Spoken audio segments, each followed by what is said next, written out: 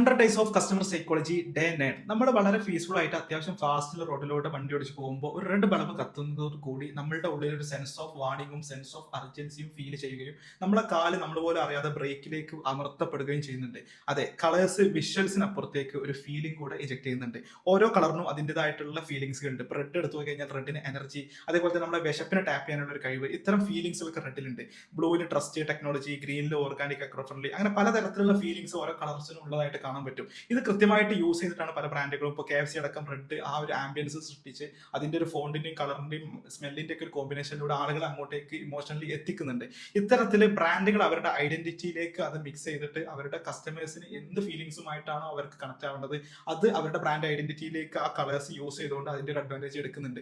എന്നാൽ കളേഴ്സ് ബ്രാൻഡിന്റെ identity base ചെയ്തിട്ട് മാത്രമല്ല, കോണ്ടെക്സ്റ്റ് ബേസ് ചെയ്തിട്ടുണ്ട്. ഇപ്പൊ KFC റെഡ് കളറാന്ന് വിചാരിച്ചിട്ട് എല്ലാ പരസ്യത്തിലും എല്ലാ പോർഷനിലും റെഡ് മാത്രം യൂസ് ചെയ്യുക എന്നില്ല.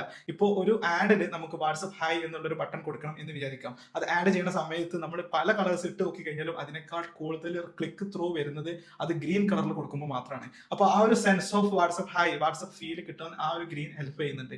ഇത്തരത്തിൽ നമ്മളുടെ ബിസിനസിന്റെ അകത്ത് നമ്മുടെ കസ്റ്റമേഴ്സിന് എന്ത് ഫീലിംഗ്സ് ആണ് ടാപ്പ് ചെയ്യേണ്ടത് എന്നുള്ളത് റിസർച്ച് ചെയ്തിട്ട് നമ്മളുടെ ബ്രാൻഡ് ഐഡന്റിറ്റിയിലും പല കോണ്ടെക്സ്റ്റിലും എന്ത് കളേഴ്സ് ചൂസ് ചെയ്യണം എന്നുള്ളത് കൃത്യമായിട്ട് മനസ്സിലാക്കി കഴിഞ്ഞാൽ നമുക്ക് നമ്മളുടെ കസ്റ്റമേഴ്സിനുമായിട്ട് ഈസിലി നമുക്കൊരു ഇമോഷണൽ കണക്ഷൻ ഉണ്ടാക്കിയെടുക്കാൻ സഹായിക്കും. അപ്പോൾ നമുക്ക് കസ്റ്റമർ സൈക്കോളജി ഡേ 10 വീണ്ടും